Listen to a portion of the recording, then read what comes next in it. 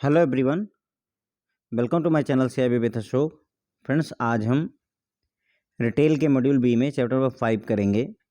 तो फ्रेंड्स, ये चैप्टर है आपका प्रोडक्ट डेवलपमेंट प्रोसेस के बारे में। तो रिटेल बैंकिंग में जो भी प्रोडक्ट आपको ऑफ़र किए जाते हैं या बैंक जो भी प्रोडक्ट बनाता है, चाहे वो सेविंग अकाउंट हो, करंट अकाउंट हो, डीमैट अकाउंट हो, आपका फिक्स्ड डिपॉजिट अकाउंट हो, रिकरिंग डिपॉजिट अकाउंट हो, लोन अकाउंट या लोन हो, car loan, housing loan, home loan, जितने भी टाइप के प्रोडक्ट होते हैं फ्रेंड्स, उनकी प्रोडक्ट डेवलपमेंट करने की प्रोसेस होती है। उसी के बारे में फ्रेंड्स हमें इस चैप्टर में जानना है। और इस लेक्चर में फ्रेंड्स हम बेसिकली जो देखेंगे कि प्रोडक्ट क्या होता है और प्रोडक्ट लाइफ साइकिल के बारे में समझेंगे। वेरियस स्टेजेस जो होती हैं प्रोडक्ट की लाइफ में, उसके बारे में हम जानेंगे फ्रेंड्स। ओके, तो देखिए, रिटेल बैंकिंग में मल्टी प्रोडक्ट होते हैं फ्रेंड्स, मल्टी चैनल होता है और मल्टी कस्टमर ग्रुप होते हैं। तीन चीज़ें मल्टी में होती हैं। मल्टी प्रोडक्ट ऑफर करते हैं हम, यानी जैसे डिपॉजिट हो गया, क्रेडिट कार्ड हो गया, इंश्योरेंस हो गया, इन्वेस्टमेंट का ऑप्शन देते हैं, सिक्योरिटीज़ में इन्वेस्ट कर सकते हैं। तो ये मल्टी प्रोडक्ट्स हो गए जो हम रिटेल बैंकिंग में ऑफर करते हैं। मल्टीपल चैनल का मतलब हुआ डिस्ट्रीब्यूशन करने में जो चैनल्स यूज होते हैं, जिसमें अपना फिजिकल चैनल हो सकता है, रिमोट चैनल हो सकता है, ब्रांच हो सकती है आपकी, internet banking, mobile banking, ATM, ये सारे मल्टीपल चैनल्स हो गए डिस्ट्रीब्यूशन के। और तीसरा होता है फ्रेंड्स मल्टीपल कस्टमर ग्रुप होते हैं या सेगमेंट्स होते हैं, जैसे इंडिविजुअल कस्टमर हो गया, स्मॉल बिजनेस वाले लोग हो गए, कस्टमर में भी इंडिविजुअल कस्टमर में भी सैलरीड पर्सन हो गए, एंटरप्रेन्योर वगैरह हो गए। तो इस तरीके से हम देखेंगे कि today's retail banking sector is characterise by 3 basic element. तो आज की जो रिटेल बैंकिंग है उसमें 3 जो है बेसिक एलिमेंट हैं। एक तो मल्टीपल प्रोडक्ट, दूसरा मल्टीपल चैनल ऑफ डिस्ट्रीब्यूशन, और तीसरा हो गया मल्टीपल कस्टमर ग्रुप्स। ठीक है, तो मल्टीपल कस्टमर, ये 3 बेसिक एलिमेंट हैं जो रिटेल बैंकिंग को डिफाइन करते हैं। अब retail banking does not refer to lending only. ध्यान रखेंगे कि रिटेल बैंकिंग का मतलब सिर्फ लोन देना नहीं होता है। बहुत सारी चीज़ें हैं जो हम रिटेल बैंकिंग में ऑफर करते हैं। The home maker, the retail shopkeeper, pensioner, self employed, those employed in unorganise sector, all need to get a place in banks, है ना। तो रिटेल बैंकिंग में जो होम मेकर हैं, घर बनाने वाले लोग हैं, रिटेल शॉपकीपर, छोटी मोटी जो परचून की दुकान कहते हैं या किराना स्टोर कहते हैं, वो दुकानदार हो गए। पेंशनर, जो लोग पेंशन पाते हैं, जो खुद सेल्फ एम्प्लॉयड हैं, अपना कुछ बिजनेस करते हैं। और या फिर जो अनऑर्गेनाइज सेक्टर में, अनऑर्गेनाइज सेक्टर मतलब जहाँ पर पीएफ वगैरह नहीं बनता है, जहाँ पर एनपीएस वगैरह नहीं कटता है, मतलब छोटी मोटी नौकरी करते हैं, जैसे 10-12 हज़ार रुपए की अनऑर्गेनाइज सेक्टर की नौकरी, जिसमें कुछ भी सिक्योरिटी नहीं रहती है। तो इन सभी को जो है बैंक से कोई ना कोई नीड होती है, इन सभी को जो है बैंक से कोई ना कोई प्रोडक्ट या सर्विसेज चाहिए होती हैं। तो ये सारी चीज़ें रिटेल बैंकिंग में ही आती हैं। तो सिर्फ लेंडिंग ही नहीं रह जाती है, बहुत सारी चीज़ें जो है रिटेल बैंकिंग में ऑफर की जाती हैं। There is a need of constant innovation in retail banking. Innovation की नीड तो हर जगह होती है, चाहे वो रिटेल बैंकिंग हो या चाहे बैंकिंग इंडस्ट्री हो। There is always a need of constant innovation. तो इनोवेशन होते रहना चाहिए, नए नए प्रोडक्ट, नई नई टेक्नोलॉजी आते रहनी चाहिए। Banks now need to use retail as a growth trigger. अब बैंकों को क्या जरूरत है कि रिटेल बैंकिंग को, मतलब बैंकिंग तो बहुत बड़ी है, उसमें से एक पार्ट रिटेल बैंकिंग हो गया। तो अगर ग्रोथ जो है, ग्रोथ करनी है, ग्रोथ के ट्रिगर करना है, ग्रोथ करनी है बैंकों को, तो रिटेल को जो है ग्रोथ ट्रिगर के तौर पर यूज किया जा सकता है। ट्रिगर का मतलब समझते हैं अपन, कोई इवेंट को इनिशिएट कर देना। तो ग्रोथ ट्रिगर मतलब हुआ कि ग्रोथ को इनिशिएट कर देने जैसा हुआ। ट्रिगर जब जो गन वगैरह चलाई जाती है तो उसमें भी ट्रिगर होता है ना। तो वही है कि अगर बैंक ग्रोथ चाहता है तो उसके लिए रिटेल बैंकिंग को एज ए टूल यूज कर सकता है, अगर हम कहना चाहें तो। While retail banking offer phenomenal opportunities for growth. Retail banking में कोई डाउट नहीं है कि ग्रो करने के लिए बहुत सारी अपॉर्चुनिटीज मिलती हैं, लेकिन चैलेंजेस भी हैं। यहाँ पर चैलेंजेस आर इक्वली डांटिंग, लेकिन चैलेंज भी बराबर अवेलेबल हैं। Furthermore, in all these customers interest is of paramount importance. इन सब के बावजूद भी ध्यान रखेंगे कि कस्टमर का जो इंटरेस्ट है वो सबसे ज़्यादा इंपॉर्टेंट चीज़ होती है कि कस्टमर क्या चाहता है। ओके, तो कस्टमर क्या चाहता है, कस्टमर का क्या इंटरेस्ट है, किस प्रोडक्ट में इंटरेस्ट है, सर्विस में इंटरेस्ट है, वो सबसे ज़्यादा इंपॉर्टेंट चीज़ हो जाती है। तो हमने ये समझ लिया कि जो रिटेल इंडस्ट्री है फ्रेंड्स, उसको 3 बेसिक एलिमेंट कैरेक्टराइज करते हैं। वो 3 बेसिक एलिमेंट हैं। एक तो यहाँ मल्टीपल प्रोडक्ट ऑफर किए जाते हैं, debit card, credit card, deposits, loan, insurance, investment, mutual fund, ये सारे मल्टीपल प्रोडक्ट हो गए। मल्टीपल चैनल ऑफ डिस्ट्रीब्यूशन है, जिसमें आपका फिजिकल चैनल में ब्रांच आ जाती है। रिमोट चैनल या वर्चुअल चैनल में आप जो है ATM, internet banking, mobile banking, kiosk, ये सारे ले सकते हैं। और तीसरा होता है फ्रेंड्स मल्टीपल कस्टमर ग्रुप होते हैं, जो आपके जैसे इंडिविजुअल कस्टमर हो गए, स्मॉल बिजनेसेस वगैरह हो गए। तो ये 3 बेसिक एलिमेंट हैं रिटेल बैंकिंग के। रिटेल बैंकिंग का मतलब सिर्फ लोन देना ही नहीं होता है, लेंडिंग करना ही नहीं होता है। यहाँ पर सभी तरीके के लोगों को किसी न किसी तरीके का प्रोडक्ट या सर्विस बैंक से चाहिए होती, चाहे वो छोटा शॉपकीपर हो, रिटेल शॉपकीपर हो, चाहे पेंशन लेने वाला व्यक्ति हो, सेल्फ एम्प्लॉयड पर्सन हो, या अनऑर्गेनाइज सेक्टर में काम करने वाला कोई वर्कर हो, या होम मेकर हो। इन सभी को कहीं न कहीं किसी कुछ न कुछ सर्विसेज़ बैंक से चाहिए ही होती हैं। Okay friend? तो इस वजह से there is a constant need for innovation in retail banking. Retail banking में इनोवेशन की कांस्टेंट नीड है, बराबर नीड बनी रहती है कि नए-नए प्रोडक्ट्स, नई-नई टेक्नोलॉजी हम ऑफ़र करते रहें कस्टमर्स को।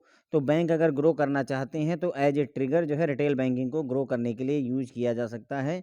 रिटेल बैंकिंग बैंक को इंडीड, इसमें कोई डाउट नहीं है कि वो जो है अपॉर्च्युनिटी देता है ग्रो करने के लिए, क्योंकि मास मार्केटिंग हम करते हैं। 20 करोड़ 30 करोड़ कस्टमर होते हैं जो रिटेल बैंकिंग से रिलेटेड होते हैं एक-एक बैंक में। तो इस वजह से हमारे पास ग्रो करने की अपॉर्च्युनिटी बहुत होती है, क्योंकि कस्टमर बेस बहुत बड़ा होता है। लेकिन ज़्यादा बड़ा कस्टमर बेस होने से चैलेंजेज़ भी, मतलब परेशानियाँ भी उतनी ही इक्वली आती हैं। ठीक है? तो और कस्टमर का इंटरेस्ट, कस्टमर किस चीज़ में इंटरेस्ट है, वो सबसे ज़्यादा इम्पोर्टेंट बात हो जाती है रिटेल बैंकिंग में। अब यहाँ पर फ्रेंड्स हम जो है देखेंगे प्रोडक्ट के बारे में। लिखा तो प्रोडक्ट डेवलपमेंट प्रोसेस है, लेकिन सिर्फ डेफिनिशन देख रहे हैं हम अभी कि प्रोडक्ट होता क्या है। तो प्रोडक्ट की डेफिनिशन हमने और भी चैप्टर्स में देखी है, यहाँ पर भी देखेंगे। इन retail banking product is starting point of marketing process. तो रिटेल बैंकिंग में अगर आपको मार्केटिंग प्रोसेस को स्टार्ट करना है तो सबसे स्टार्टिंग पॉइंट क्या होगा? प्रोडक्ट होगा। आपके पास प्रोडक्ट होना चाहिए, उसी की तो आप मार्केटिंग करेंगे शुरुआत में, ठीक है? तो प्रोडक्ट इज़ फुलक्रम या बेस होता है on which entire retail banking evolves. तो प्रोडक्ट जो होता है फ्रेंड्स, वो एक बेस होता है, बुनियाद होती है, जिसके ऊपर ही पूरी रिटेल बैंकिंग इवॉल्व करती है, रिवॉल्व करती है, उसी की चारों तरफ घूमती रहती है। Everything is centred on it. हर चीज़ जो है, जो प्रोडक्ट है उसी पर सेंटर्ड होती है, उसी पर केंद्रित होती है। Okay friends? तो प्रोडक्ट क्या हो गया अगर हम यहाँ पर देखें रिटेल बैंकिंग में, अगर आपको मार्केटिंग प्रोसेस को स्टार्टिंग पॉइंट पूछा जाए आपसे कि स्टार्टिंग पॉइंट क्या होता है मार्केटिंग प्रोसेस का, तो प्रोडक्ट होता है फ्रेंड्स, ध्यान रखेंगे क्या होता है? प्रोडक्ट होता है। प्रोडक्ट ही बेस बनता है, फुलक्रम बनता है, बेस बनता है, जिस पर पूरा का पूरा रिटेल बैंकिंग रिवॉल्व होती है, घूमती रहती है उसके चारों तरफ। हर चीज़ इसी पर सेंटर्ड होती है, इसी पर केंद्रित होती है। The add on and the other value propositions are tagged to the product to offer better value and acceptance of the to the product. तो अब होता क्या है कि हम पहले कस्टमर को कोर प्रोडक्ट ऑफर करते हैं।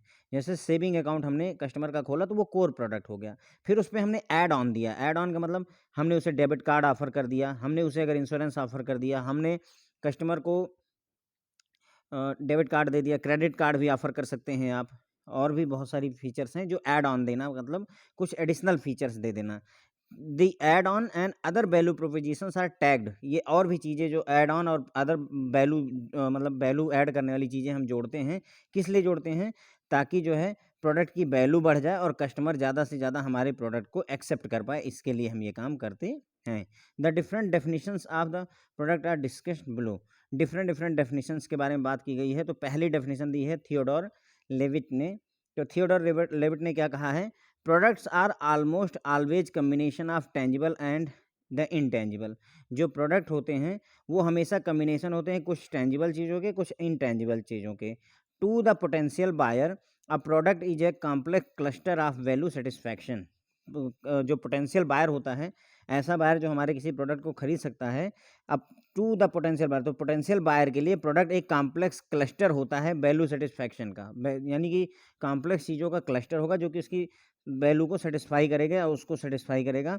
अ customer attaches value to a product in proportion to perceived ability to help solve his problem to meet his needs. ठीक है? तो कस्टमर किसी भी प्रोडक्ट को उतनी ही वैल्यू देता है, उसी प्रोपोर्शन में वैल्यू देता है जितना कि वो ये देखता है कि इस प्रोडक्ट में उसकी प्रॉब्लम को सॉल्व करने की कितनी कैपेबिलिटी है या उसकी नीड को मीट करने की कितनी कैपेबिलिटी है। अगर कोई प्रोडक्ट उसकी नीड जो है, ज़रूरत है, उसको अगर पूरी तरह से फुलफ़िल करता है, तो वो उस प्रोडक्ट को ज़्यादा वैल्यू देगा।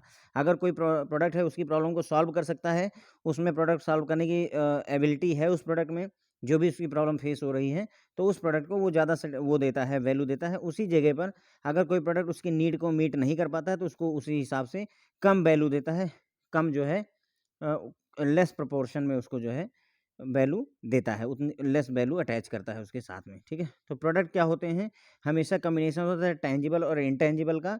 किसी भी पोटेंशियल बायर के लिए जो प्रोडक्ट होता है वो कॉम्प्लेक्स क्लस्टर होता है ना? क्लस्टर मतलब एक साथ कई सारी चीज़ों का मिलना होता है। Of value satisfaction, complex cluster होता है जो कि वैल्यू सैटिस्फैक्शन के लिए होता है, और एक कस्टमर किसी भी प्रोडक्ट को उतनी ही वैल्यू अटैच करता है जितनी वो देखता है कि इस प्रोडक्ट के अंदर क्या उसकी प्रॉब्लम को सॉल्व करने की एबिलिटी है या इसकी नीड को मीट करने की एबिलिटी है। अगर वो उसकी प्रॉब्लम को सॉल्व करने की एबिलिटी रखता है, तो फिर जो है कस्टमर उसको ज़्यादा वैल्यू देता है, अगर नहीं तो उसको वैल्यू कम देता है। तो प्रोडक्ट ये हो गया थियोडोर लिवेटी के हिसाब से, ठीक है? लेविट के हिसाब से। उसके बाद में दूसरी डेफिनिशन है कि a bank product can be bank product को हम कह सकते हैं anything that has capacity to provide satisfaction, use and return desired by the customer. तो बैंक प्रोडक्ट की डेफिनिशन अगर देखें तो कोई भी चीज़ जिसमें ये क्षमता हो, कैपेसिटी हो कि वो सैटिस्फैक्शन दे सके कस्टमर को, उसके यूज़ में आ सके, और वो रिटर्न जो भी रिटर्न कस्टमर डिज़ायर करता है, वो रिटर्न अगर प्रोवाइड कर सके, तो उसे ही हम प्रोडक्ट कहेंगे।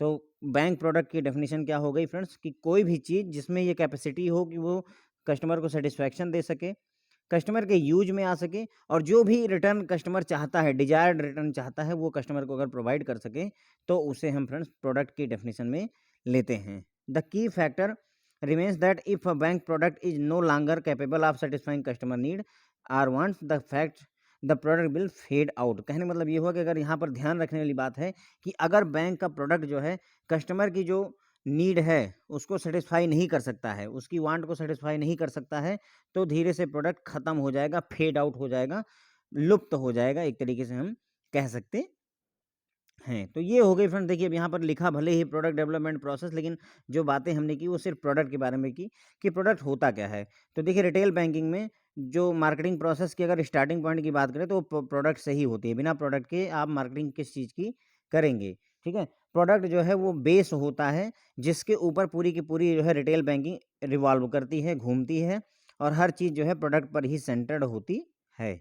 जो भी ऐड ऑन या वैल्यू एडिशन हम देते हैं अपने प्रोडक्ट में, वो इसलिए देते हैं ताकि जो है कस्टमर हमारे प्रोडक्ट को और ज़्यादा एक्सेप्ट करे और हमारा प्रोडक्ट कस्टमर को और ज़्यादा बेटर वैल्यू प्रोवाइड कर पाए, बेटर सुविधाएँ प्रोवाइड कर पाएँ, ठीक है? डिफरेंट डेफिनिशन जो है प्रोडक्ट की ये हैं। थियोडोर लेविट के हिसाब से ये होता है, प्रोडक्ट क्या चीज़ होती है, टेंजिबल और इनटेंजिबल का कॉम्बिनेशन होता है। कोई भी पोटेंशियल बायर के लिए जो प्रोडक्ट होता है वो कॉम्प्लेक्स क्लस्टर होता है ऑफ वैल्यू सैटिस्फैक्शन, और कस्टमर जो है किसी भी प्रोडक्ट को उसी प्रोपोर्शन में जो है वैल्यू देता है, जिस हिसाब से वो ये परसीव करता है, वो ये देखता है कि कितना मेरी प्रॉब्लम को ये सॉल्व कर सकता है या मेरी नीड को कितने एंड हद तक मीट कर सकता है, उसी हिसाब से उसको वैल्यू देता है। अगर कोई फ़ोन है, मोबाइल फ़ोन, एक मोबाइल फ़ोन 25,000 रुपए का है, एक मोबाइल फ़ोन आपका 12,000 रुपए का है। अब अगर ये 25,000 वाला फ़ोन मेरी ज़्यादातर रिक्वायरमेंट्स को, गेम भी खेल सकता हूँ, मूवी भी देख सकता हूँ, अच्छे गाने भी सुन सकता हूँ, साउंड क्वालिटी भी बढ़िया है। उसी जगह इस 12,000 वाले यहाँ पर कैमरे की क्वालिटी भी अच्छी है, और उसी जगह पे इसमें हैं सारी वो चीज़ें, लेकिन उनकी क्वालिटी थोड़ी-सी कम है। तो सीधी-सी बात है कि इस प्रोडक्ट को कस्टमर ज़्यादा जो है वैल्यू अटैच करेगा, ज़्यादा वैल्यू देगा फ्रेंड्स, ओके। दूसरी डेफिनिशन है बैंक प्रोडक्ट की कि कोई भी वो चीज़ जो जिसमें ये कैपेसिटी हो कि वो सैटिस्फैक्शन दे सकती है कस्टमर को, उसके काम आ सकती है, यूज़ हो सकती है, और वो रिटर्न प्रोवाइड कर सके जो कस्टमर डिज़ायर करता है। जितने परसेंट रिटर्न चाहता है उतने परसेंट अगर रिटर्न दे सकती है, तो उसे हम बैंक प्रोडक्ट कह सकते हैं। यहाँ पर इम्पोर्टेंट चीज़ जो ध्यान रखने वाली है, वो ये है कि कोई भी बैंक प्रोडक्ट अगर कस्टमर की मतलब जो नीड है, वांट है, उसको सैटिस्फाई नहीं कर सकता है, तो वो प्रोडक्ट जो है धीरे-धीरे फेड आउट हो जाता है, ख़त्म हो जाता है, लुप्त हो जाता है। अब to understand more about product के बारे में और अच्छे से समझने के लिए और डेवलपमेंट प्रोसेस को अच्छे से समझने के लिए हमें प्रोडक्ट की लाइफ साइकिल को समझना ज़रूरी है। प्रोडक्ट की लाइफ साइकिल के बारे में यहाँ पर हम डिस्कस करेंगे फ्रेंड्स। तो देखिए, प्रोडक्ट लाइफ साइकिल का क्या मतलब होता है? तो प्रोडक्ट लाइफ साइकिल का क्या मतलब होता है फ्रेंड? देखिए, कोई भी प्रोडक्ट अगर आया तो वो डिफरेंट डिफरेंट 4 स्टेजेस से गुजरता है फ्रेंड्स। ओके, यानी पहली बार कोई प्रोडक्ट आया, इंट्रोड्यूस हुआ, फिर वो ग्रोथ फेज में जाता है, ग्रो करता है, फिर मैच्योरिटी फेज में जाता है, और फिर धीरे धीरे वो फेड आउट होता है, ख़त्म होता जाता है। तो ये होता है प्रोडक्ट की लाइफ साइकिल फ्रेंड्स। ओके, जैसे जो अपने कोई जीव होता है, प्राणी होता है, तो उसकी भी डिफरेंट डिफरेंट लाइफ साइकिल होती है। पहले हम पैदा होते हैं, फिर बच्चे रहते हैं, फिर उसके बाद में हम बड़े होते हैं, नौकरी वगैरह करते हैं, फिर हमारी अगली जनरेशन आती है, उसके बाद में हम बूढ़े होते हैं, और फिर धीरे से फेड आउट हो जाते हैं, मतलब भगवान के पास चले जाते हैं। ठीक है, तो ये एक जैसे इंसान की लाइफ साइकिल है, उसी तरीके से प्रोडक्ट की भी फ्रेंड्स लाइफ साइकिल होती है, जिससे प्रोडक्ट जो है हो करके गुजरता है। तो उसी के बारे में हम यहाँ पर पढ़ने की कोशिश कर रहे हैं। Product life cycle, there are various stages in life of product. किसी भी प्रोडक्ट की लाइफ में डिफरेंट डिफरेंट स्टेजेज होती हैं, and product after development goes through different stages and it's in its sales journey, and each stage the impact on sales will be different. तो product के development होने के बाद में ये डिफरेंट डिफरेंट स्टेजेज में जाता है अपनी सेल्स जर्नी के दौरान, और हर एक स्टेज में जो सेल्स होगी वो डिफरेंट डिफरेंट होती है प्रोडक्ट की। तो एक बार प्रोडक्ट डेवलप हो गया तो वो पहले इंट्रोडक्शन स्टेज में आता है, यानी मार्केट में इंट्रोड्यूस किया जा रहा है, उसको प्रचार किया जाता है, लोगों को बताया जाता है। फिर धीरे से वो ग्रोथ स्टेज में जाता है, अब वो तेज़ी से बढ़ना शुरू करता है, प्रोडक्ट के बारे में लोगों को ज़्यादा जानकारी होती है। फिर एक स्टेज आती है जब सब कुछ जो है हल्का सा रुक सा जाता है, मतलब इमैच्योरिटी स्टेज आ जाती है कि प्रोडक्ट काफ़ी पॉपुलर हो चुका है, हर कोई इसको खरीद रहा है, कोई दिक्कत नहीं है। फिर धीरे धीरे कंपटीशन बढ़ता है, दूसरी कंपनियां अपना और अच्छा प्रोडक्ट लेकर आती हैं, या कोई और दूसरा अच्छा प्रोडक्ट आ जाता है, जिसकी वजह से वो डिक्लाइन स्टेज में चला जाता है, धीरे धीरे फेड आउट होने लगता है, कम होने लगता है उसका बिक्री। तो उस ये हो गया 4 स्टेज। फिर इन चारों के बारे में हमें डिटेल में पढ़ना है। तो प्रोडक्ट लाइफ साइकिल जर्नी जो है, प्रोडक्ट की लाइफ साइकिल जर्नी को इलस्ट्रेट किया गया है यहाँ पर एक जो है पिक्चर में, ये देखिए। अब यहाँ पर जो ध्यान देने वाली बात है वो ये है, इस पिक्चर से ही आपको क्लियर होगा फ्रेंड्स, इधर टाइम बढ़ रहा है, कैसे कैसे मतलब प्रोडक्ट यहाँ पर इंट्रोड्यूस हुआ है, धीरे धीरे धीरे धीरे ज़िंदगी, मतलब 5 साल बीते, 10 साल बीते, 15 साल बीते, 20 साल बीते, ये जैसे जैसे इधर की तरफ आप बढ़ोगे वैसे वैसे ईयर बीतते जा रहे हैं। इधर बिक्री कितनी हो रही उसके बारे में डिस्कशन हो रहा है फ्रेंड्स, कितनी बिक्री हो रही है। तो देखिए, जब प्रोडक्ट इंट्रोड्यूस हुआ है, ये फेज अगर आप बात करो, तो यहाँ पर अगर आप सेल्स देखो तो काफ़ी कम है इंट्रोडक्शन के टाइम पे, यानी प्रोडक्ट अभी नया नया आया है मार्केट में, लोगों को ज़्यादा आइडिया नहीं है। फिर ये जब ग्रोथ स्टेज में जा रहा है तो आप इसका देखिए सेल्स बढ़ता जा रहा है, ग्रोथ स्टेज में देखिए इसकी बिक्री बढ़ रही है।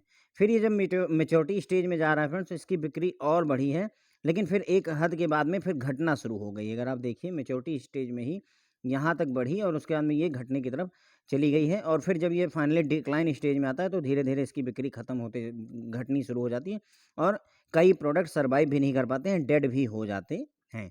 तो पहली बात, इससे क्वेश्चन पूछे जाते हैं, प्रोडक्ट लाइफ साइकिल कर्व से आपसे क्वेश्चन पूछे हैं, प्रोडक्ट लाइफ साइकिल से आपसे क्वेश्चन पूछे जाएंगे। 4 स्टेज या 4 फेजेज, इंट्रोडक्शन, ग्रोथ, मेच्योरिटी और डिक्लाइन। दूसरा सवाल जो आपसे पूछा जाता है, किस स्टेज पर सेल्स का क्या कंडीशन रहती है। जैसे बहुत कम सेल किस स्टेज में होगी, तो इंट्रोडक्शन स्टेज में होगी। बहुत ज़्यादा सेल किस स्टेज में होगी फ्रेंड्स, तो बहुत ज़्यादा तेज़ी के साथ में सेल्स की बढ़त ग्रोथ स्टेज में होती है। डिक्लाइन स्टेज में सेल्स का क्या होता है, घटने लगती है। मैच्योरिटी स्टेज में क्या होता है, एक हद तक सेल बढ़ती है, फिर घटना शुरू हो जाती है।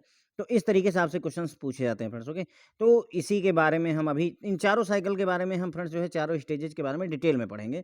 तो प्रोडक्ट लाइफ साइकिल में हमने समझ लिया कि डिफरेंट डिफरेंट स्टेजेज होती हैं, और हर प्रोडक्ट जरूरी नहीं कि इन चारों स्टेज से होकर के भी गुजरे, ये भी बात होती है। ठीक है, the product after development goes through different stages in its sales journey. अपनी बिक्री सेल्स की जो जर्नी होती है उसमें डिफरेंट स्टेज से गुजरता है, और हर एक स्टेज पर जो इम्पैक्ट ऑन सेल होता है वो डिफरेंट होता है, यानी हर एक स्टेज का बिक्री पर अलग असर होता है। इंट्रोडक्शन स्टेज हो गई आपकी, दूसरी ग्रोथ स्टेज, तीसरी मैच्योरिटी स्टेज, चौथी डिक्लाइन स्टेज। इनको इसी सीक्वेंस में आप याद रखेंगे, ध्यान रखेंगे। यहाँ पर फिगर देख लीजिए और अच्छे से याद हो जाएगा। Introduction, growth, maturity, decline. Introduction, growth, maturity, decline हो गया फ्रेंड्स। ओके, उसके बाद में अब यहाँ पर देखिए, the first stage is introduction stage, where the product is introduce. तो पहला स्टेज होती है इंट्रोडक्शन की स्टेज होती है फ्रेंड, जहाँ पर प्रोडक्ट को इंट्रोड्यूस किया जाता है।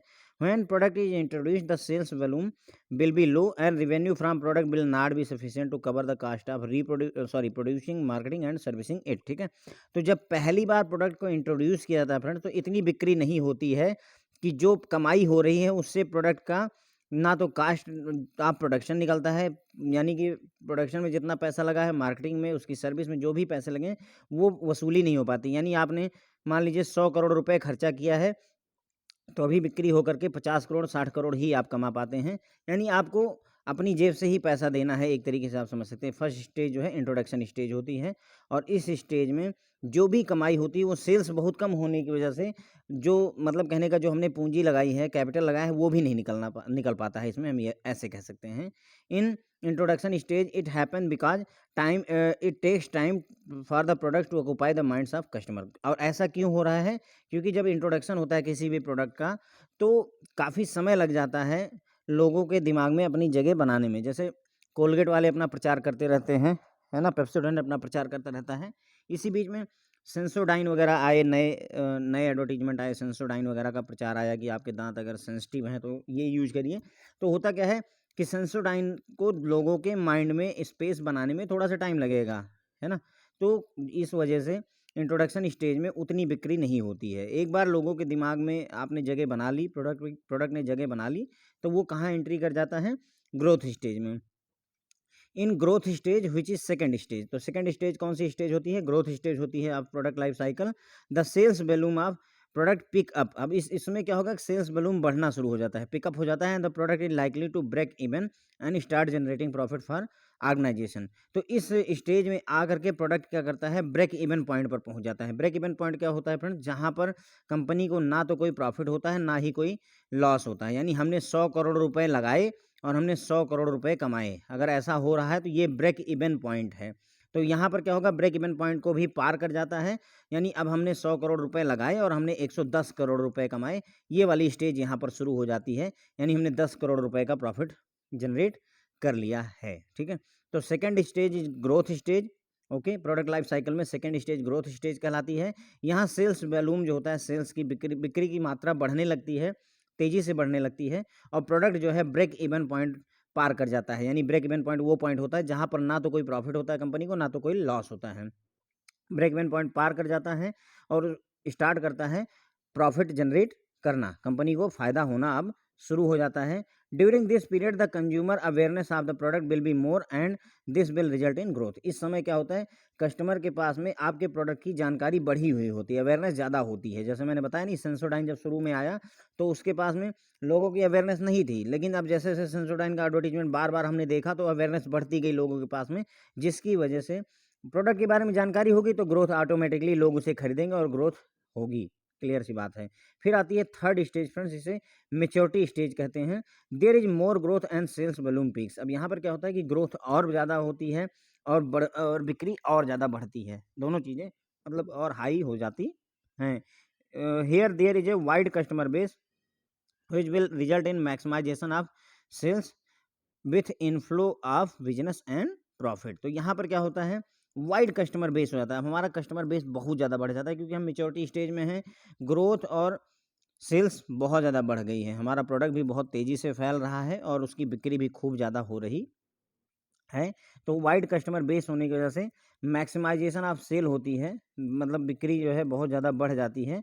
With inflow of business and profit, business भी हमारा बढ़ता है और प्रॉफिट भी हमारा बढ़ता है। और उसके बाद में फिर चौथी स्टेज शुरू होती है फ्रेंड्स आपकी, जिसे कहते हैं स्टेलनेस स्टेज, स्टेलनेस या फिर जो है सेचुरेशन स्टेज कह सकते हैं, या डिक्लाइन स्टेज, तीनों नाम इसके हैं, ध्यान रखेंगे ये एक दूसरे के लिए। डिक्लाइन स्टेज वैसे तो नाम होता है, लेकिन सेचुरेशन स्टेज भी कह सकते हैं, स्टेलनेस भी कह सकते हैं।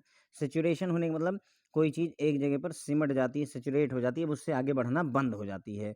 तो the fourth stage which is staleness stage or saturation stage or decline stage because of competition and better product available for competitors, staleness will creep in which will result in saturation of the sales. तो अब क्या होता है? ये saturation stage क्यों आती है? क्योंकि कंपटीशन बढ़ रहा है, बेटर प्रोडक्ट अवेलेबल है मार्केट में, कंपटीटर की तरफ से दूसरी कंपनियों ने और अच्छे प्रोडक्ट ऑफर किए हुए हैं, जिसकी वजह से ये स्टेलनेस जो है आ जाती है। मतलब थोड़ा पुराना मान लिया जाता है प्रोडक्ट को, which will result in saturation of this, जिसकी वजह से सेल्स में बढ़त बंद हो जाती है। सैचुरेशन का मतलब होता है आगे बढ़ना।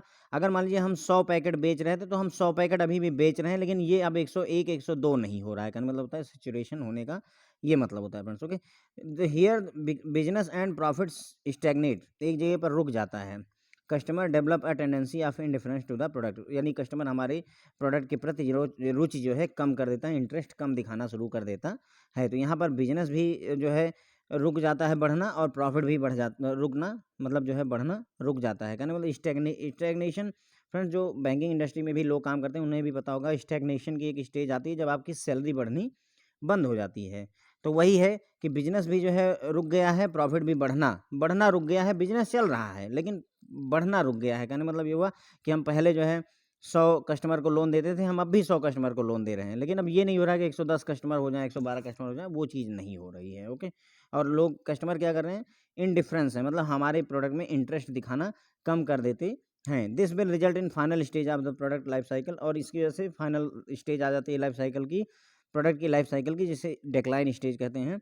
यहाँ पर प्रोडक्ट डिक्लाइन करना शुरू कर देता है। In this stage product become less attractive for customer due to various reason and result drop in sales volume and profit. इस स्टेज पर क्या होता है कि जो हमारा प्रोडक्ट है वो लेस अट्रैक्टिव हो जाता है, लोगों के लिए कम आकर्षक रह जाता है। अलग अलग कारण हो सकते हैं, हो सकता है मार्केट में दूसरा प्रोडक्ट बहुत अच्छा अवेलेबल हो जाए, एक वजह ये हो सकती है, या फिर दूसरे ने सस्ता प्रोडक्ट ऑफर कर दिया है उसी क्वालिटी के साथ में, ये भी रीज़न हो सकता है।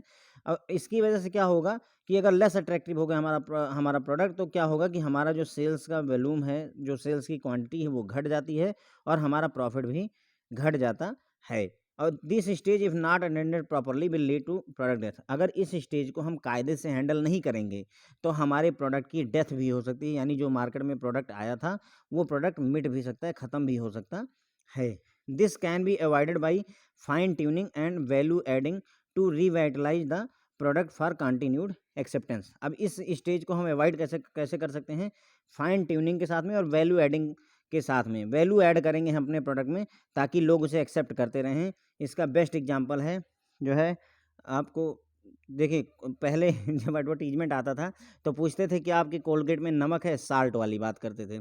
फिर उन्होंने जो है और भी चीज़ें पूछनी शुरू करी, जैसे कि आपके टूथपेस्ट में पुदीना है फिर थोड़े दिन बाद जो है लौंग इलायची पूछना शुरू करें, and kind of that thing. मतलब ये सिर्फ स्ट्रेटजी है, क्या कर रहे हैं, अपने प्रोडक्ट को की डेथ से बचाने के लिए उसमें वैल्यू ऐड कर रहे हैं। पहले नमक की कमी थी हमारे टूथपेस्ट में तो हमने नमक वाला लिया, फिर अब लगा कि पुदीना की कमी है तो then we go for that, and और फिर आगे पता चला कि अच्छा लौंग इलायची भी ज़रूरी होती है। या फिर जो है आप उसका एडवर्टीजमेंट देखिए, जो आपके आरओ होते हैं, पहले एक्वागार्ड वगैरह का एडवर्टीजमेंट आता था, अब वो दिखा रहे हैं कि अगर आप जो है पीतल वाले एक्वागार्ड का यूज़ करते हैं तो वो आपको ज़्यादा वैल्यू एडिशन देता है। कुछ दिन बाद ये पीतल की जगह सिल्वर का इंट्रोडक्शन करें, काइंड ऑफ दैट। तो ये क्या हो रहा है, वैल्यू एडिशन करके ये क्या कर रहे हैं, मैच्योरिटी स्टेज में ज़्यादा दिन तक रखने की कोशिश करते हैं। These stages of product life cycle are very important for bank in product development. तो प्रोडक्ट के डेवलपमेंट में ये जितनी भी 4 स्टेजेस की हमने बात की है बहुत ज़्यादा इंपॉर्टेंट हो जाती हैं। ओके फ्रेंड, तो देखिए यहाँ पे क्वेश्चंस आपसे पूछे जा सकते हैं, डिफरेंट डिफरेंट क्वेश्चन पूछे जा सकते हैं। देखिए प्रोडक्ट की लाइफ साइकिल में 4, एक तो पहली बात ये 4 स्टेजेज होती हैं, introduction stage, growth stage, maturity stage, decline stage. जो आपसे पूछा जा सकता है वो ये कि पहली बात तो कौन कौन इनमें से कौन सी स्टेज नहीं है, 5 दे देंगे उनमें से एक नहीं होगी, वो आपको बताना पड़ेगा। दूसरा, सेल्स के बारे में पूछते हैं कि इंट्रोडक्शन स्टेज में सेल्स कम होती है, बिल्कुल कम होती है। ग्रोथ स्टेज में सेल्स बढ़ती जाती है, मैच्योरिटी में और बढ़ती है, एकदम पीक पे पहुंच जाती है। डिक्लाइन स्टेज में धीरे धीरे कम होने लगती है। तो फर्स्ट स्टेज क्या कहलाती है, इंट्रोडक्शन स्टेज कहलाती है। पहली बार जब प्रोडक्ट को इंट्रोड्यूस किया जाता है, जब प्रोडक्ट को इंट्रोड्यूस किया जाता है तो इसकी बिक्री इतनी कम होती है कि उससे जो भी पैसा जनरेट होता है वो, जो भी हमने इन्वेस्टमेंट किया है, कास्ट ऑफ प्रोड्यूसिंग, मार्केटिंग और सर्विसिंग में जो भी पैसा लगाया है वो पैसा लौटता नहीं है। In the introduction stage it happen. Introduction की स्टेज में ऐसा होता है क्योंकि जो है हमारा प्रोडक्ट अभी इंट्रोड्यूस हुआ है और इससे टाइम लगेगा लोगों के दिमाग तक पहुंचने में, लोगों तक हमारी बातें पहुंचने में समय लगता है। कोई भी चीज़ हो फ्रेंड, जो है जब कोई भी चीज़ जो है इंट्रोड्यूस की जाती है तो उसको काफ़ी समय लगता है कस्टमर्स तक पहुंचने में। जब तक आप प्रॉपर एडवर्टीजमेंट ना करें वो पहुंचती भी नहीं है, है ना। दूसरी स्टेज आती है ग्रोथ स्टेज होती है फ्रेंड्स। यहाँ पर क्या होता है, अब धीरे-धीरे जो है सेल्स वॉल्यूम बढ़ना शुरू हो जाता है। Sales volume of the product pick up, अब धीरे-धीरे बिक्री बढ़नी शुरू हो जाती है और प्रोडक्ट क्या करता है, ब्रेक इवन पॉइंट को ब्रेक करता है। ब्रेक इवन पॉइंट से आगे बढ़ जाता है और प्रॉफिट जनरेट करना शुरू कर देता है ऑर्गेनाइजेशन के लिए। और इस स्टेज में जो आपकी ये स्टेज है फ्रेंड्स, ग्रोथ स्टेज है, इसमें क्या होता है, कस्टमर की जो अवेयरनेस होती है प्रोडक्ट के बारे में वो ज़्यादा हो जाती है, जिसकी वजह से ग्रोथ अल्टीमेटली होती है। फिर तीसरी स्टेज आती है फ्रेंड्स, जिसे मैच्योरिटी स्टेज कहते हैं। There is more growth and sales volume peaks. अब क्या होता है कि ग्रोथ का भी पीक पहुंच रहा है और सेल्स वॉल्यूम का भी पीक पहुंच रहा है। जो चीज़ें बिक रही हैं बहुत ज़्यादा बिक रही हैं, है ना।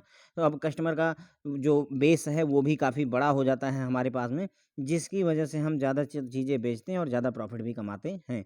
फिर चौथी स्टेज आती है फ्रेंड्स, जहाँ पर स्टेलनेस, बासीपन आ जाता है, एक तरीके से कह सकते हैं। सैचुरेशन हो जाती है, अब आगे फर्दर इंक्रीज होना बंद हो जाता है, डिक्लाइन स्टेज शुरू हो जाती है। तो कंपटीशन की वजह से हो सकता है, या फिर बेटर बेटर प्रोडक्ट मार्केट में अवेलेबल हो गया है कंपटीटर से, उसकी वजह से हो सकता है, जिसकी वजह से धीरे धीरे हमारी सेल्स जो होती है वो सैचुरेशन स्टेज में चली जाती है, यानी उसकी फर्दर इंक्रीज होना बंद हो जाता है। इस स्टेज में क्या होगा, बिजनेस और प्रॉफिट दोनों स्टैग्नेट कर जाते हैं, यानी फर्दर इंक्रीज होना बंद कर जाते हैं, है ना। And develop a tendency of indifference to the product. इसमें क्या होता है, इस स्टेज में कस्टमर क्या करते हैं, हमारे प्रोडक्ट के प्रति रुचि दिखाना, इंटरेस्ट दिखाना बंद कर देते हैं, कम कर देते हैं। इसकी वजह से फाइनल स्टेज की एंट्री हो जाती है प्रोडक्ट लाइफ साइकिल में, जिसे डिक्लाइन स्टेज कहते हैं। इस स्टेज में क्या होता है, प्रोडक्ट लेस अट्रैक्टिव हो जाता है, डिफरेंट डिफरेंट रीजन की वजह से लेस अट्रैक्टिव हो सकता है, और जिसकी वजह से सेल्स का वॉल्यूम घटता है और प्रॉफिट भी घटता जाता है। ये और इस स्टेज को अगर प्रॉपरली हैंडल नहीं किया जाता है, अटेंड नहीं किया जाता है, तो प्रोडक्ट की डेथ भी हो सकती है, ठीक है। तो इसीलिए इसको अवॉइड करने के लिए वैल्यू एडिशन किया जाता है। वैल्यू एडिशन करके प्रोडक्ट को रिवाइव करने की कोशिश की जाती है, ताकि कस्टमर इसको अभी भी एक्सेप्ट करते रहें। ये चारों स्टेज जिनकी हमने बात की, किसी भी बैंक के प्रोडक्ट में, प्रोडक्ट डेवलपमेंट में बहुत ज़्यादा इंपॉर्टेंट रोल प्ले करेंगे। यानी बैंक को आइडिया होना चाहिए कि हमारा प्रोडक्ट किस स्टेज में है। Bank should aim for keeping the product in maturity stage as long as possible. तो बैंक का एम क्या होना चाहिए कि इंट्रोडक्शन हुआ, फिर ग्रोथ स्टेज आई, फिर मैच्योरिटी स्टेज आई और फिर डिक्लाइन स्टेज आई, तो ज़्यादा से ज़्यादा समय हमारा प्रोडक्ट मैच्योरिटी स्टेज में ही बना रहे, डिक्लाइन स्टेज में जाए ही नहीं। तो bank should aim for keeping the product in the maturity stage as long as possible, so that business and profit maximisation happen continuously. इसकी वजह से क्या होगा कि बिजनेस भी रहेगा और प्रॉफिट का मैक्सिमाइजेशन भी होगा। तो हमारा जो टारगेट होना चाहिए वो ये होना चाहिए कि हमें जो है प्रोडक्ट है उसको मैच्योरिटी स्टेज में होल्ड करके रखना होता है। And another important point is that product life cycle is different for different product. Different different product के लिए प्रोडक्ट लाइफ साइकिल डिफरेंट होती है। पीरियोडिसिटी की बात कर रहे हैं, हो सकता है कोई प्रोडक्ट जो है इंट्रोडक्शन फेज में 1 साल ले ले, कोई प्रोडक्ट हो सकता है 3 ही दिन में इंट्रोडक्शन पार करके ग्रोथ स्टेज में चला जाए, डिपेंड करता है प्रोडक्ट के ऊपर। तो वही कहना है कि अलग अलग प्रोडक्ट के लिए अलग अलग जो है प्रोडक्ट लाइफ साइकिल होती है। But it is not always a must that product should travel through the product life cycle process. लेकिन ऐसा ज़रूरी नहीं है कि प्रोडक्ट्स जो प्रोडक्ट लाइफ साइकिल प्रोसेस है उससे हो करके गुजरे, सारे स्टेज से हो करके प्रोडक्ट गुजरे, ऐसा ज़रूरी नहीं है। Some product will have an instant death immediately after introduction phase. कुछ प्रोडक्ट ऐसे होंगे जो इंट्रोडक्शन फेज के बाद सीधे डिक्लाइन फेज में चले गए, डेड हो गए। अब मार्केटिंग स्ट्रेटजी गड़बड़ रही या कुछ प्रोडक्ट ऐसा अच्छा नहीं रहा, जैसे फिल्म फ्लॉप हो जाती है ना। तो उसने सारी स्टेज नहीं देखी, उसने मूवी का इंट्रोडक्शन हुआ and then it go to decline phase, growth वगैरह का कोई कॉन्सेप्ट ही नहीं आया और ना ही मेच्योरिटी स्टेज तक फिल्म पहुंच पाई, मूवी पहुंच पाई। This may happen due to wrong approach to our marketing research. अब ये क्यों हो सकता है कि प्रोडक्ट इंट्रोड्यूस हुआ, उसके तुरंत बाद उसकी डेथ हो गई, प्रोडक्ट खत्म हो गया, वहीं पर उसका नामो निशान मिट गया। ऐसा इसलिए होता है कि हमने मार्केट में जो रिसर्च की थी वो हो सकता है गलत की हो, या फिर कस्टमर का जो परसेप्शन था उसको हम सही से जज नहीं कर पाए। हम ऐसा प्रोडक्ट लेकर के आए जो कस्टमर को चाहिए ही नहीं था उस समय, है ना। Like that in some cases there will be immediate split in growth and maturity phase in a very short time.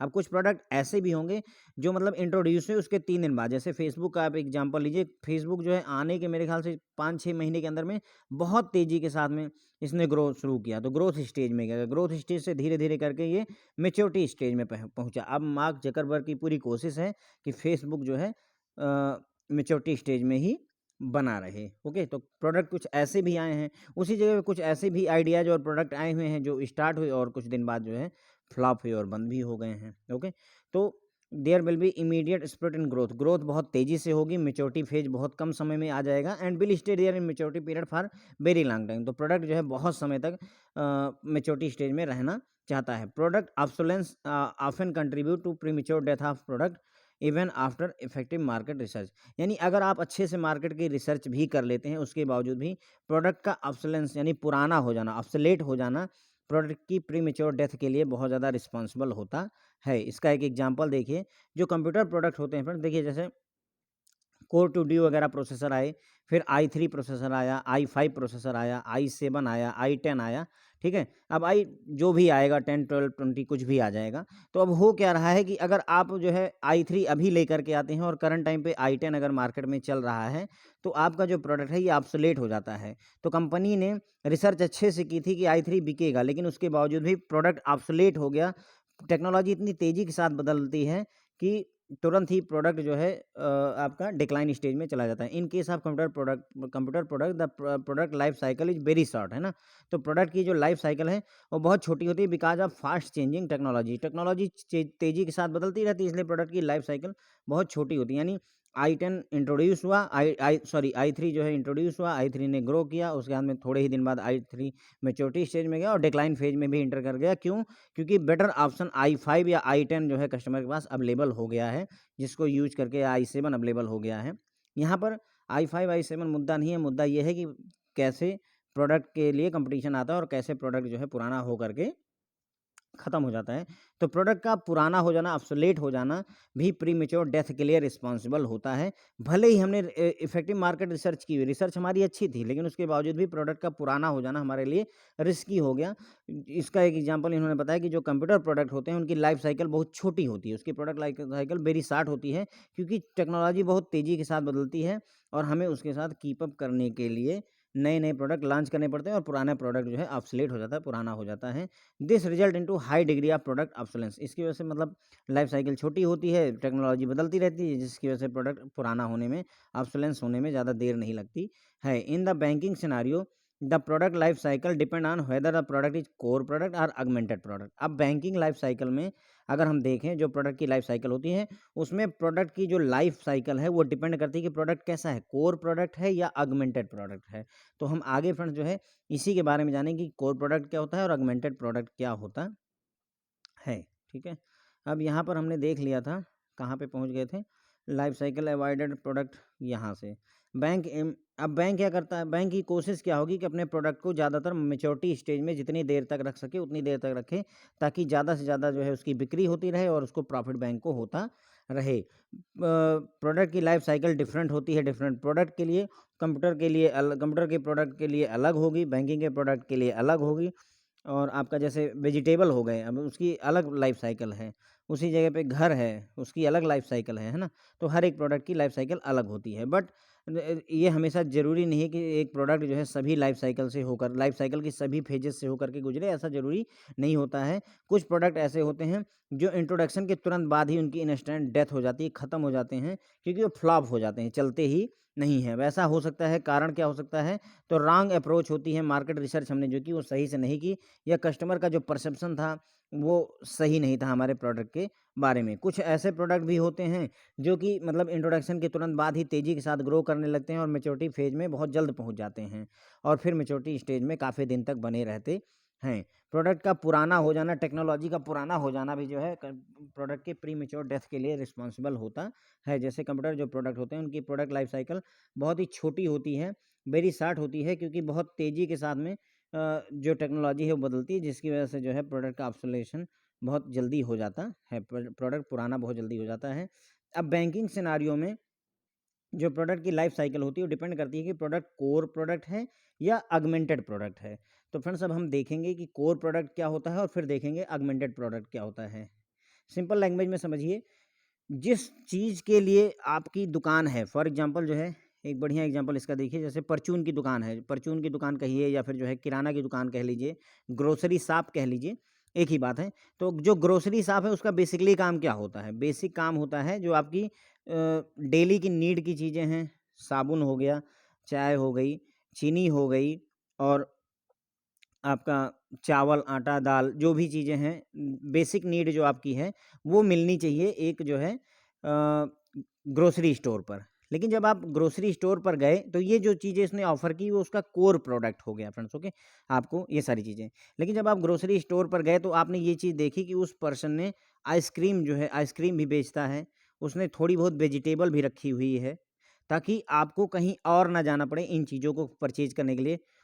तो अब ये क्या चीज़ है, जो इसने ऐड ऑन में आपको मिल्क वगैरह भी अवेलेबल करवा दिए, पैकेट वाले मिल्क अवेलेबल करवा दिए, वेजिटेबल अवेलेबल करवा दी। तो आप गए थे जिस कोर प्रोडक्ट के लिए, उस कोर प्रोडक्ट के अलावा वो जो और चीज़ें उसने अवेलेबल करवा दी, ये चीज़ जो है ऑगमेंटेड प्रोडक्ट कहलाती है, जो उसने मिल्क के पैकेट ऑफ़र करवाए, आइसक्रीम आपको ऑफ़र कर दी या वेजिटेबल। गए तो थे आप जो है ग्रोसरी स्टोर पर ग्रोसरी से रिलेटेड सामान लाने, लेकिन आपने वेजिटेबल भी उसी शॉप पर ही परचेज़ कर ली। तो ये जो एडिशनल वैल्यू ऐड किया उसने, वो आपका ऑगमेंटेड प्रोडक्ट होता है फ्रेंड्स, ओके?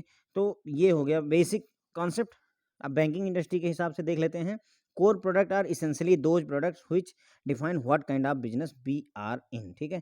तो कोर प्रोडक्ट वो प्रोडक्ट होता है जो कि ये बताता है कि हम किस तरीके के बिजनेस में हैं, ये बताता है। वो प्रोडक्ट जिससे आपकी आइडेंटिटी आए, आपकी पहचान हो, उन्हें कोर प्रोडक्ट कहते हैं।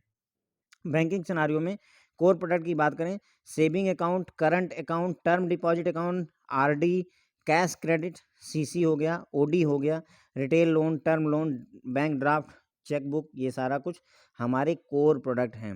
ड्राफ्ट वगैरह ये सारे कोर प्रोडक्ट हैं। तो बैंकिंग में कोर प्रोडक्ट हो गया सेविंग, करंट, टर्म डिपॉजिट, यानी जो बेसिक नीड है कस्टमर की, बेसिक नीड वो आपके कोर प्रोडक्ट हो गए friends, okay? These core products are essential product and need not have strong marketing contents. और यहाँ पर एक बात और होती है कि ये इसेंशियल आवश्यक चीज़ें हैं, इंपॉर्टेंट मतलब ज़रूरी चीज़ें हैं, और इनके लिए आपको बहुत ज़्यादा मार्केटिंग की ज़रूरत नहीं होती है। जैसे जो कहते हैं नहीं, बेसिक नीड क्या होती है, रोटी, कपड़ा और मकान। जो ग्रोसरी शॉप है वहाँ पर उसके जो सामान मिल रहे हैं वो हमारी बेसिक नीड है। हमको खाना, फूड जो है चाहिए ही चाहिए, वो फूड हमें अवेलेबल होना चाहिए। तो उसकी जो वो शॉप है उसमें उसे ज़्यादा मार्केटिंग करने की ज़रूरत नहीं होती है। तो कोर प्रोडक्ट के लिए ये इसेंशियल प्रोडक्ट होते हैं और इनकी ज़्यादा स्ट्रांग मार्केटिंग की ज़रूरत नहीं होती है। These product will have a stable life in growth stage of product life cycle because they are indispensable for different segments of customer. और ये इन प्रोडक्ट क्या होते हैं, ये स्टेबल लाइफ रखते हैं growth stage of product life cycle. Product की जो डेवलपमेंट लाइफ साइकिल होती है फ्रेंड्स, उसमें ग्रोथ लाइफ साइकिल में ये काफ़ी दिन तक बने रहते हैं। ऐसा क्यों होता है? क्योंकि ये इनडिस्पेंसेबल होते हैं, कस्टमर की ज़िंदगी से इनको हटाया नहीं जा सकता, इनडिस्पेंसेबल होते हैं। कहने का मतलब ये हुआ कि कोई भी व्यक्ति है, क्या उसका काम बिना सेविंग अकाउंट और करंट अकाउंट के चल सकता है? मुश्किल होगा। वैसे चलता है, ऐसी बात नहीं है, लेकिन फिर भी बुनियादी ज़रूरत है, एक तरीके से हम कह सकते हैं। तो जो कोर प्रोडक्ट होते हैं फ्रेंड्स, वो इंडिस्पेंसेबल होते हैं कस्टमर से, इसलिए ये ये इनकी जो लाइफ साइकिल होती है, यानी इनका डिक्लाइन फेज नहीं आता है। जो मेरा कहने का मतलब है वो ये है कि ये डिक्लाइन फेज में नहीं जाते हैं, ये ज़्यादातर ग्रोथ स्टेज में या फिर जो है मैच्योरिटी स्टेज में बने रहते हैं प्रोडक्ट, ठीक है? अब आया आपका friends augmented product. Augmented products are product which are developed from formal product by combining two core products and adding value to the product in terms of benefit and comfort to the customer। तो augmented product वो product होते हैं जो हमारा core product था उनको आपस में ऐड किया, 2-3 कोर प्रोडक्ट को ऐड किया, साथ ही कुछ और वैल्यू एडिशन किया, ताकि जो है प्रोडक्ट में जो बेनिफिट हैं वो बढ़ जाएँ, कस्टमर के लिए कंफर्ट बढ़ जाए। उस इन सबको जो मिला करके जब हम बनाते हैं तो वही आपका ऑगमेंटेड प्रोडक्ट होता है। अब ऑगमेंटेड प्रोडक्ट का एग्जांपल पहले देखिए तो आपको समझ में आएगा। In present day scenario core saving bank account include debit card, ATM and chequebook, ठीक है? तो अभी क्या है, पहले सेविंग अकाउंट कोर प्रोडक्ट था, लेकिन धीरे-धीरे जैसे-जैसे डेवलपमेंट हुआ उस हिसाब से अब सेविंग अकाउंट के साथ-साथ एटीएम या डेबिट कार्ड मिलता है, चेकबुक मिलती है, ऑटोमेटिक हो गया। इसलिए ये कोर प्रोडक्ट में आ गए। कोर प्रोडक्ट में यानी saving account plus chequebook plus debit card आपका कोर प्रोडक्ट हो गया। और ऑगमेंटेड प्रोडक्ट जो है will include internet banking, mobile banking, health insurance and life insurance. अगर इसी सेविंग अकाउंट के साथ में अगर आप मोबाइल बैंकिंग, इंटरनेट बैंकिंग या हेल्थ इंश्योरेंस प्रोवाइड कर देते हैं, लाइफ इंश्योरेंस प्रोवाइड कर देते हैं कस्टमर को, तो ये आपका ऑगमेंटेड प्रोडक्ट की कैटेगरी में आ जाता है। क्लियर हो गई अब ये बात? देखिए अब आपको ये ऑगमेंटेड प्रोडक्ट जो हमने समझाया कि ऑगमेंटेड प्रोडक्ट वो प्रोडक्ट होते हैं जो कि फॉर्मल प्रोडक्ट से डेवलप किए जाते हैं, यानी सेविंग अकाउंट को ही और आगे बढ़ाया गया है। इसमें 2 कोर प्रोडक्ट को मिलाया जा सकता है, एडिंग वैल्यू ऐड की जाती है ताकि कस्टमर को और बेनिफिट हो और कंफर्ट हो, उसके लिए हम चीज़ें इसमें मिला देते हैं। Augmented product when availed by customer will result in some value addition to the customer. जब ऑगमेंटेड प्रोडक्ट को कस्टमर अवेल करेगा, लेगा, तो उसको कुछ वैल्यू एडिशन मिलेगा, कुछ एक्स्ट्रा चीज़ें मिलेंगी कोर प्रोडक्ट के मुकाबले। डिकेड बैक, आज से 10 साल पहले अगर देखा जाए तो एटीएम ऑफर किया जाता था तो उसे वैल्यू एडिशन माना जाता था।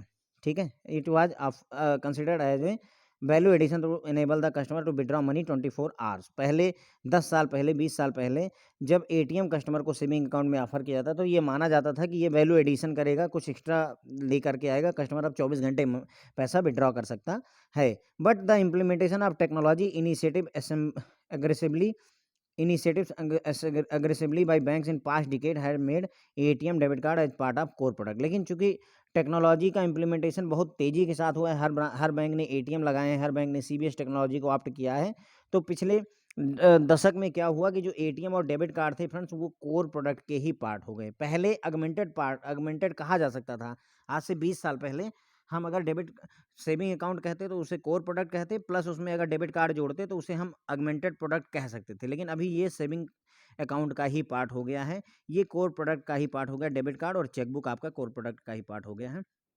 उसके अलावा जो चीज़ें आप ऑफ़र करें, जैसे आप इंटरनेट बैंकिंग अगर ऑफ़र करते हैं और मोबाइल बैंकिंग ऑफ़र करते हैं, ग्रुप हेल्थ इंश्योरेंस ऑफ़र कर देते हैं या लाइफ इंश्योरेंस ऑफ़र करते हैं, तो ये फ्रेंड्स आपका ऑगमेंटेड प्रोडक्ट हो जाता है। उसके अलावा ऑगमेंटेड प्रोडक्ट की श्रेणी में ये भी आता है फ्रेंड्स कि जैसे मान लीजिए जो बेसिक अकाउंट होते हैं सेविंग के, कोर अकाउंट, उनमें क्या होता है, जिस ब्रांच में आप अकाउंट खुलवाते हैं ज़्यादातर जो है चीज़ें आप उसी ब्रांच में ही कर सकते हैं। लेकिन अगर हम ये अलाउ कर दें कि केवल उसी ब्रांच में नहीं, देश की किसी भी ब्रांच में आप अगर जा करके आप अपने अकाउंट से पैसा विड्रॉ कर सकते हैं, चेकबुक जमा कर सकते हैं, कुछ भी कर सकते हैं। अगर ऐसा किया जाए तो ये ऑगमेंटेड जो है प्रोडक्ट की श्रेणी में आ जाएगा फ्रेंड्स। ओके, तो वैल्यू एडिशन हो जाता है फ्रेंड्स एक तरीके से। तो ये हो गया फ्रेंड्स आपका कोर प्रोडक्ट। आई होप अब आपको बहुत अच्छे से क्लियर हो गया होगा कि कोर प्रोडक्ट क्या होता है।